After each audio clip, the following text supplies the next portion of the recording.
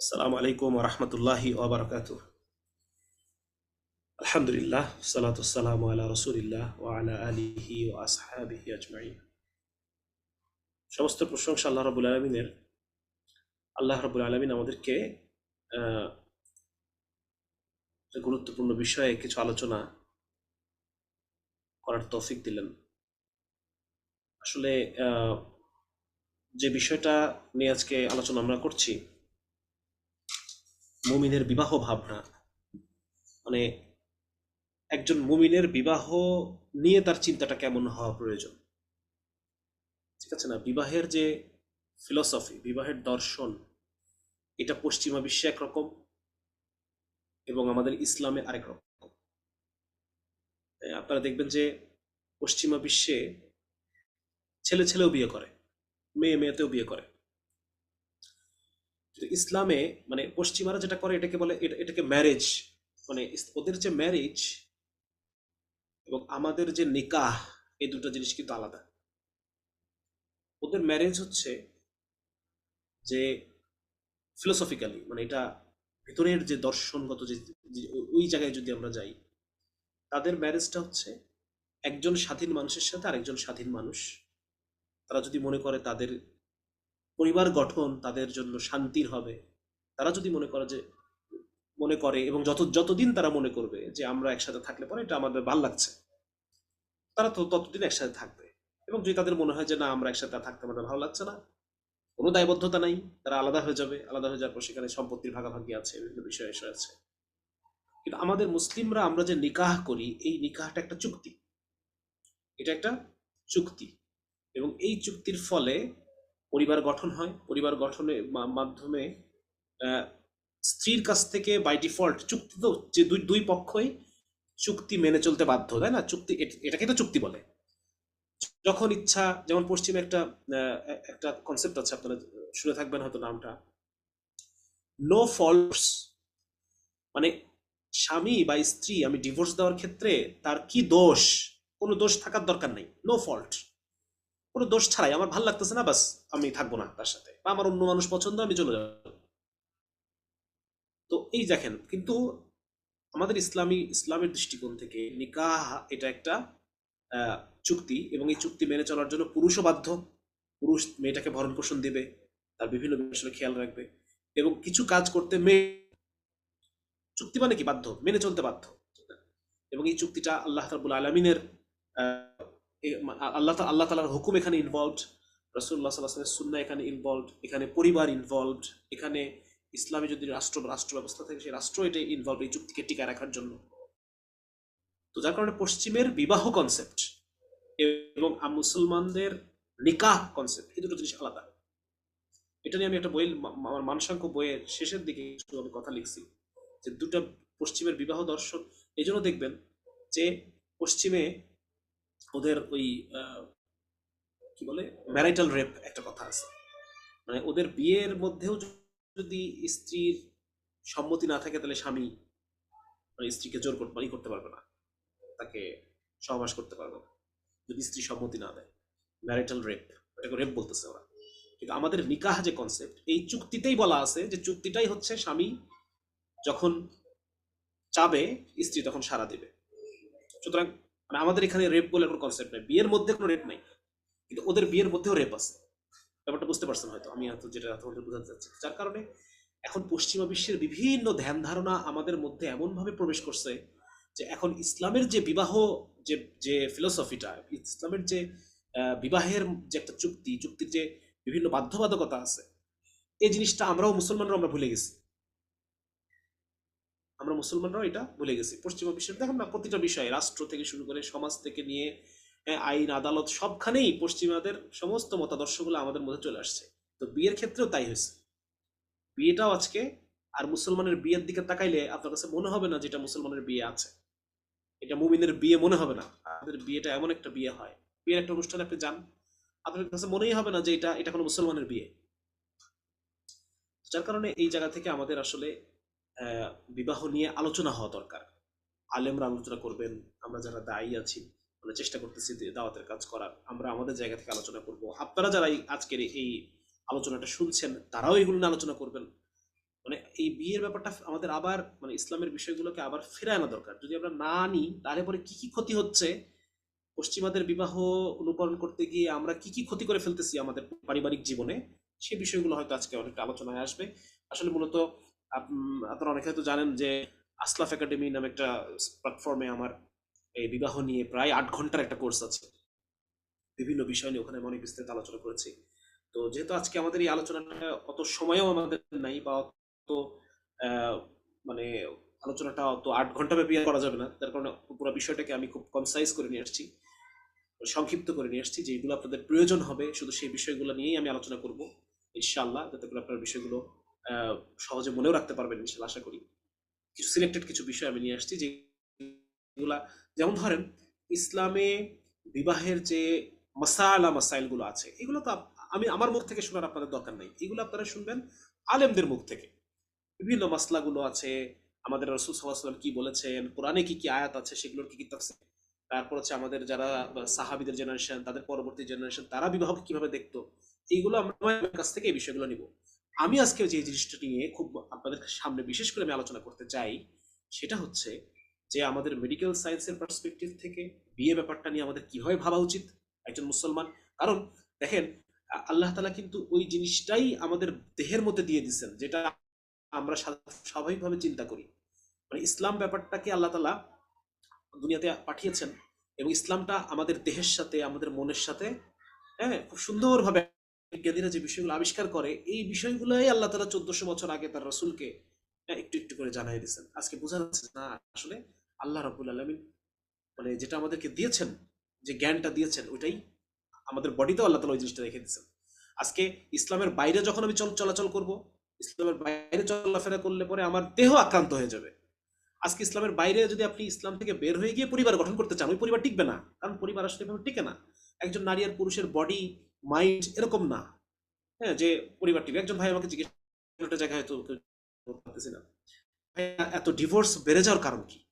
এই যে এত ডিভোর্স বেড়ে গেছে, এর পিছনে কারণ কি? তো আমার মাথায় ইনস্ট্যান্ট একটা জিনিস আসলো, আমি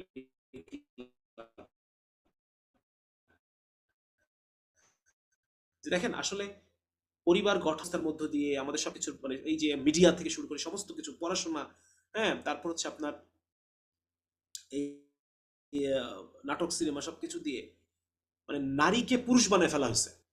নারীকে বলা হচ্ছে যে একজন পুরুষ যা পারে তুমিও তাই পারো, সুতরাং তোমাকে পুরুষ হয়ে উঠতে হবে। একজন নারীকে পড়াশোনার মধ্য দিয়ে সবকিছুর মধ্য দিয়ে পুরুষ বানানোর একটা প্রক্রিয়া, তাকে তার নারীত্বকে করতে শেখানো হচ্ছে যে মেয়েদের মতো থাইকো না, তুমি আরো পুরুষ হওয়ার চেষ্টা করো, পুরুষ যেরকম সবখানে বিচরণ, তুমি সেরকম সবখানে প্রতিযোগিতা করো, বিচরণ করো, হ্যাঁ, পরিবার প্রতিপালন, ঘরের কাজ, সন্তান, এগুলো সব ছোট কাজ, পুরুষরা যে কাজগুলো করে ওই কাজগুলোই বড় কাজ, সুতরাং তুমি ওই কাজগুলো করো। এই যে নারী যখন পুরুষ বানায় ফেলা হচ্ছে আমাদের শিক্ষা ব্যবস্থার মধ্য দিয়ে, তাহলে দুই পুরুষের সংসার কি টিকবে?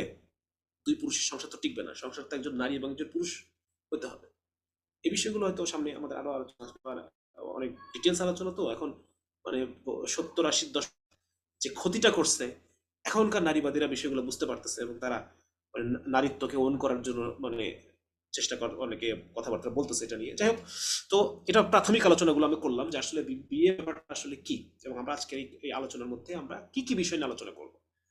আমরা দেখবো যে একজন মেয়ে কিভাবে চিন্তা করে, যারা আমার এখানে বোনরা আছেন তারা দেখবেন যে ছেলেরা কিভাবে চিন্তা করে। এই বিষয়গুলো সম্পর্কে যদি বিয়ের আগেই আমার কিছুটা জ্ঞান থাকে, তাহলে দেখা যাচ্ছে আমি একজন মানে ছেলেরা কি চায় যে আমার বউ কেন আমার মতো করে ভাবে না, বা একজন বোন চাচ্ছে যে আমার স্বামী কেন আমার মনের মতো হচ্ছে না, আমি যেরকম চাচ্ছি সেরকম কেন হচ্ছে না, হবে না তো কখনো।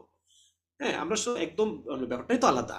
একজন নারী এবং একজন পুরুষের চিন্তা করার ধরন, তাদের ভালো লাগা, তাদের উপস্থাপন, তাদের আবেগের বহিঃপ্রকাশ, এগুলো সব আলাদা। সুতরাং আমি যদি চাই যে সবকিছু আমার মতো হতে হবে, এটা কখনোই হবে না। কিন্তু যদি আমাদের নলেজ থাকে, আমি যদি আগে থেকেই প্রিজিউম করতে পারি যে মানে কেমন হবে একজন নারী, কেমন হয় একজন পুরুষ, কেমন হয় একজন, যদি জানেন, তাহলে দেখা যাচ্ছে এক্সপেকটেশনটা কমে গেল। এক্সপেকটেশনটা কমে গেলে আমার অতটা খারাপও লাগবে না আর, যেটা হঠাৎ করে বিয়ে করে ফেলার যে সমস্যাগুলো হয়, অনেক কিছুই আমাদের মেলে না।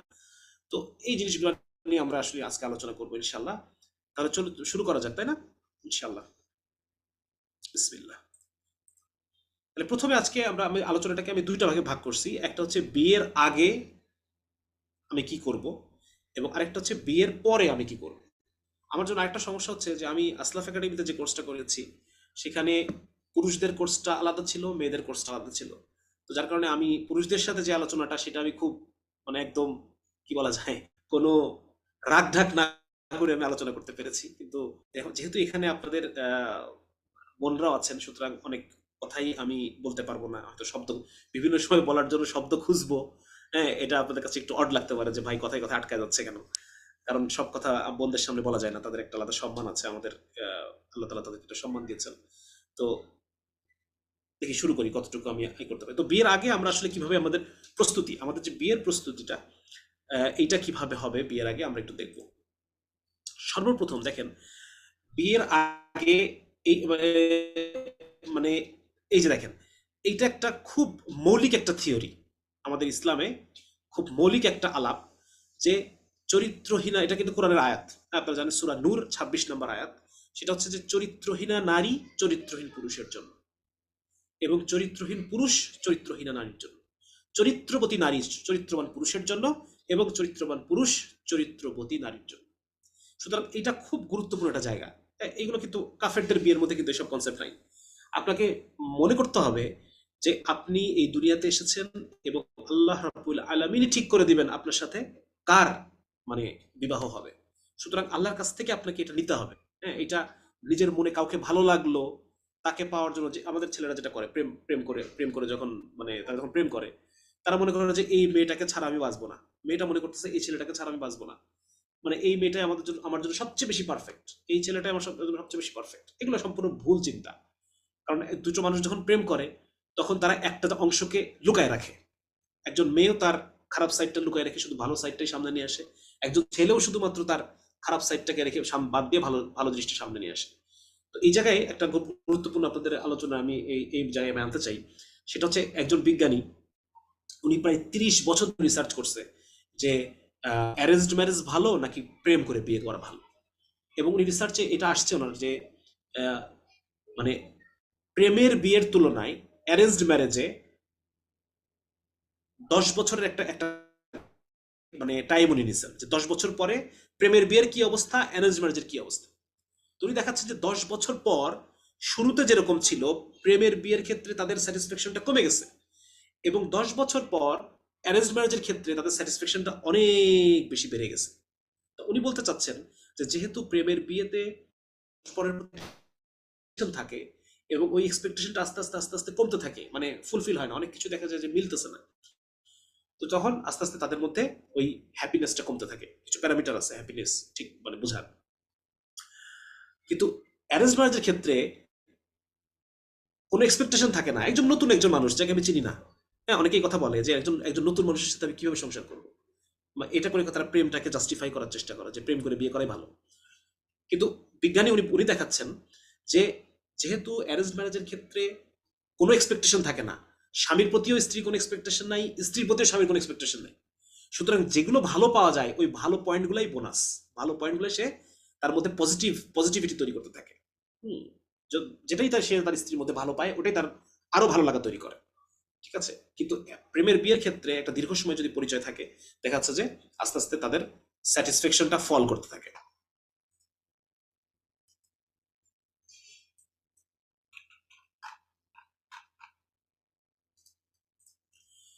আচ্ছা, সুতরাং আমাদের একটা জিনিস মাথায় রাখতে হবে যে উম, মানে এই প্রেম করার ব্যাপারটা, এটা নিয়ে আমি একটা বই লিখতেছি এই অনলাইন, যাতে যাতে এর খারাপ দিকগুলো যেন উঠে আসে।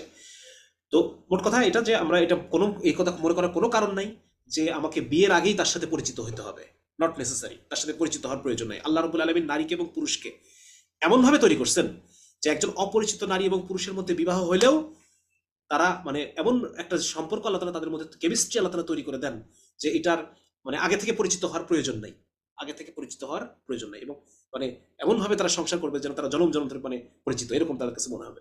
সুতরাং এটা মনে করার কোনো কারণ নাই যে আমাদেরকে আগে কিছুদিন প্রেম করে এরপর বিয়ে করতে হবে। বরং আমাদের যেটা করণীয় সেটা হচ্ছে নিজের চরিত্র গঠন করতে হবে, নিজেকে নিজের চরিত্রের হেফাজত করতে হবে। হ্যাঁ, আমি যেন আমার যে স্ত্রীর প্রতি যে ভালোবাসাটা, এটা যেন আমি আগে খরচ করে না ফেলি, স্বামীর প্রতি, এটা আমি অনেকের সাথে কথা বলছি যাদের প্রেমের অভিজ্ঞতা আছে, তারা বলতেছে যে প্রেম করার সময়টাতে তাদের মধ্যে যে একটা ইয়ে ছিল, কি বলে, হ্যাঁ, মানে একটা উদগ্র, সবকিছু বাধা বন্ধন ছিন্ন করে সে প্রেমিকের কাছে চলে যাচ্ছে, বা প্রেমিকা যেরকম, হ্যাঁ, মানে তার প্রতি যে একটা আন্তরিক টান অনুভব করতেছে, বলতেছে যে বিয়ের পরে সেই বিষয়টা অনেকটা কমে যায়। তো যার কারণে